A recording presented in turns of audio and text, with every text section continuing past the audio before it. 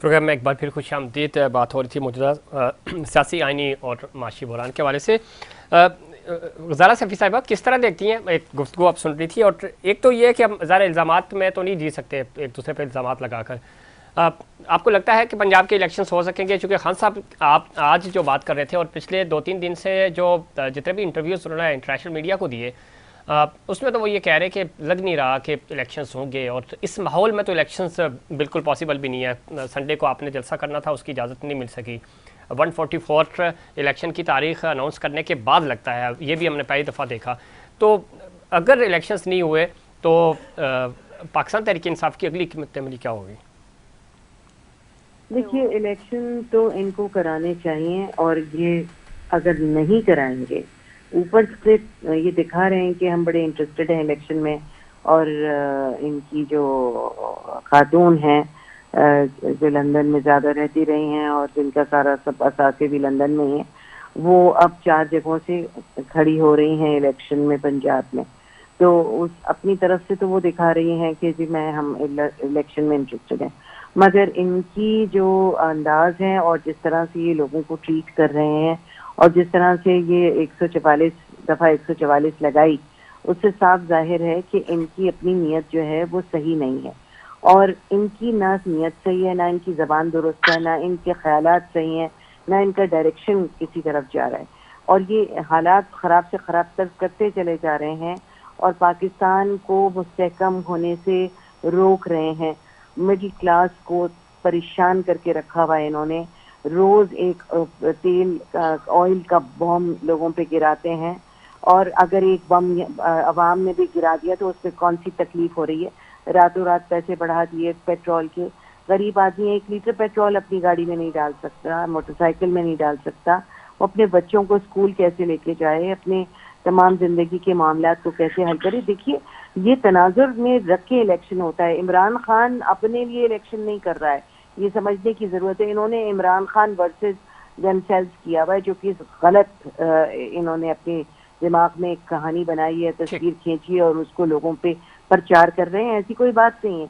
असल बात तो ये है कि ये इस बारे में सीरियस ही नहीं है कि इलेक्शन हो, और ये इंटरेस्टेड ही नहीं है कि अवाम के मसाइल को हल किया जाए, अवाम की गुर्बत को कम किया जाए। तो खैर तरजीहात और में बढ़ाओ गुर्बत और फेंको पेट्रोल बम, तो तुम्हारे घर नहीं बचेंगे भाई, आगे लगेंगे तुम लोगों के घरों में। मैं आपके तुम डरते हो अवाम के रिएक्शन से। आपके पास दोबारा आऊंगा, और इसमें कोई शक नहीं, अवाम की तरजीहात ही नहीं है।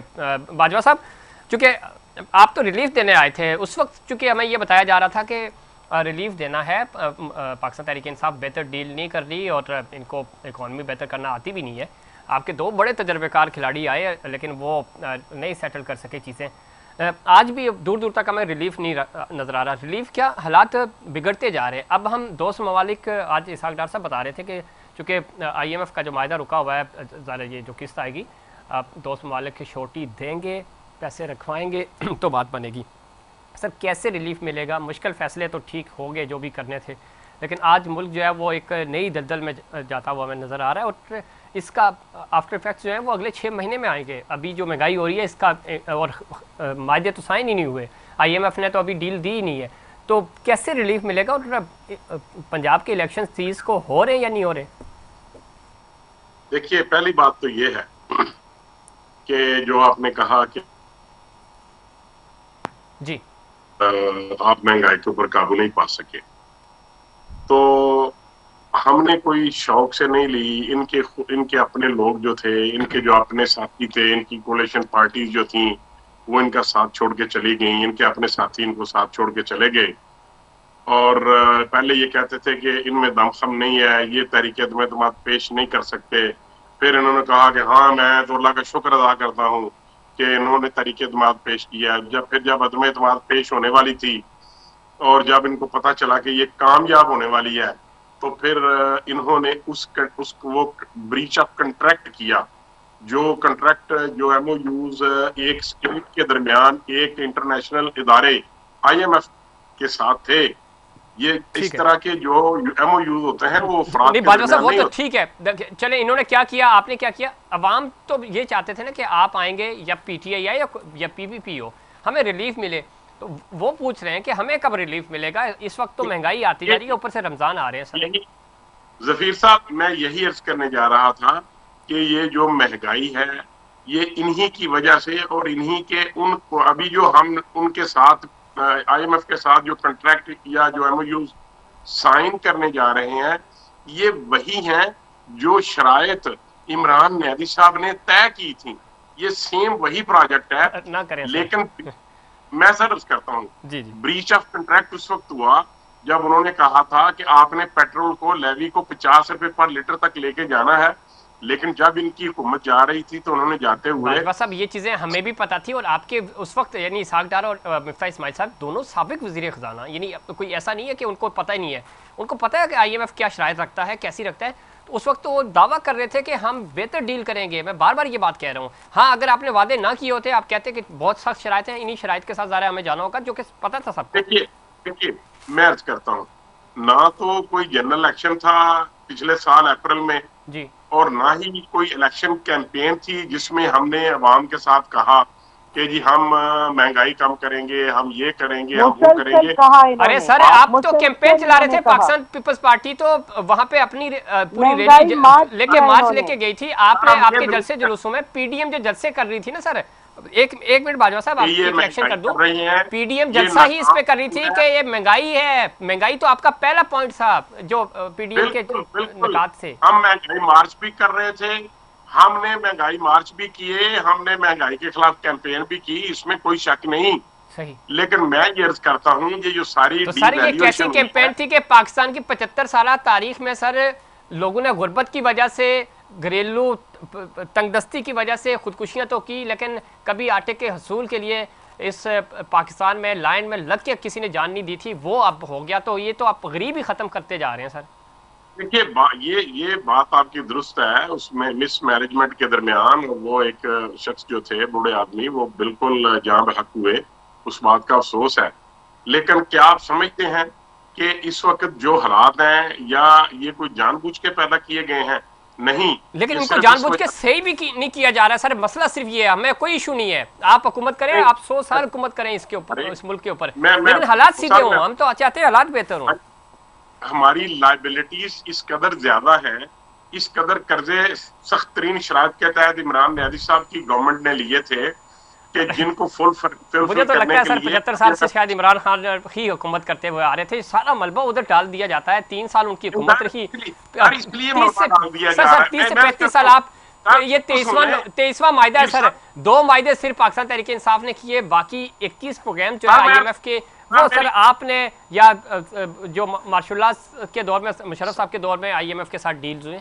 इसके अलावा सर मेरी अर्ज सुन। जी जी प्लीज। सर क्या कोई इस बात से PTI का रुकन या लीडरशिप या कोई वर्कर इस बात से इनकार कर सकता है कि जितने लोन साबका 75 सालों में लिए, 75 सालों में लिए गए, उतने उससे ज्यादा लोन PTI के 3.25 सालों में लिए गए थे? सर बाजवा साहब, मैं इकोनॉमिस्ट नहीं हूँ, लेकिन इतना मैं भी पता है कि वो ऑलरेडी आपने कर्जे उठाए हुए थे ना, तो वो कर्जे तो वापस करने थे, किधर से करते हैं मुल्क? बिल्कुल एडमिट करता हूँ, मैं सर एडमिट करता हूँ कर्जे उठाए हुए थे। तो फिर इसमें PTI का क्या? वो कोई भी हुकूमत आती उसको नहीं करना था, उन्होंने चीजें सेट की।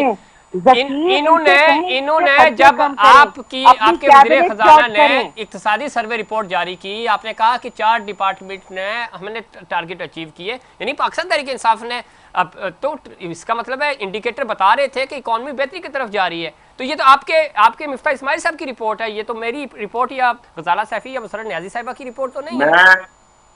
मैं सर ये मैं इस बात को डिनाई नहीं कर रहा, मैं ये स्ट्रेस कर रहा हूँ कि जितने कर्जे 75 सालों में लिए गए, उससे ज्यादा कर्जे इन 3.25 सालों में लिए गए।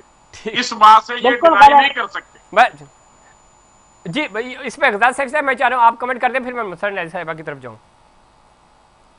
जी, अगर ये सारा मलबा इमरान खान और उनकी हुकूमत से डालना चाह रहे हैं, तो 40 साल से ये भी फौज के ही जो है प्रोडिजीज हैं, और फौज के ईमा पर ये लोग दाखिल हुए, वरना इनकी मियां नवाज शरीफ की ना कोई ऐसी क्वालिफिकेशन थी, ना उनकी कोई वोकैबुलरी थी, ना उनका कोई इंटरनेशनल एक्सपोजर था।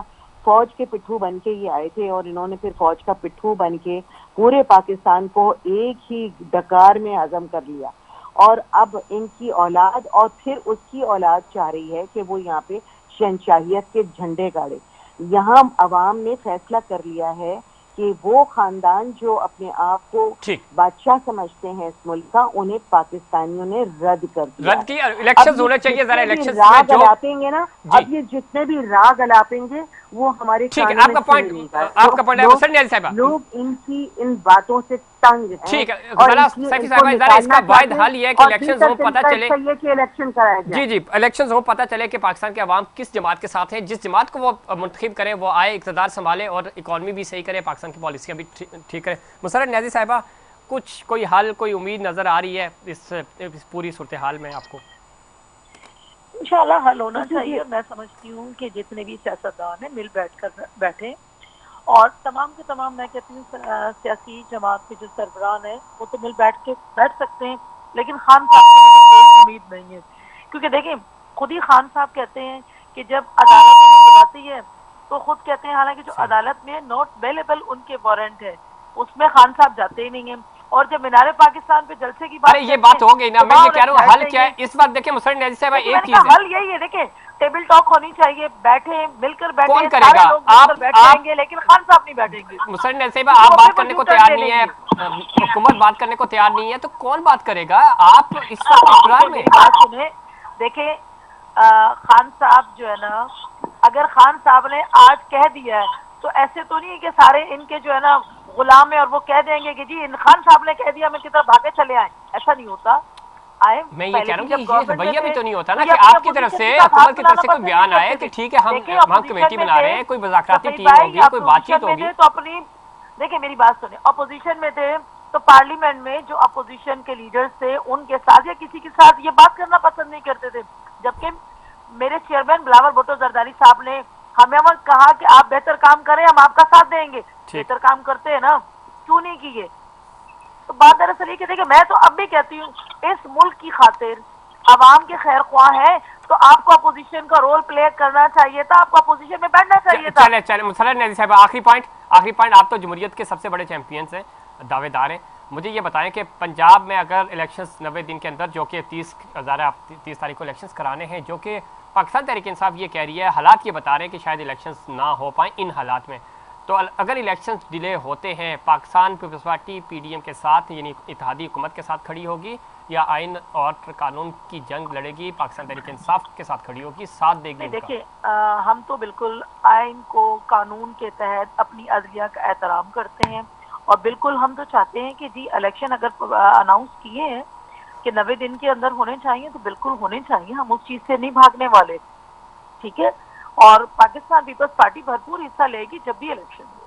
तैयारी तो बिल्कुल नहीं है आपकी, तो हिस्सा कहाँ से लेंगे? अल्हम्दुलिल्लाह देखिए, हम किसी वक्त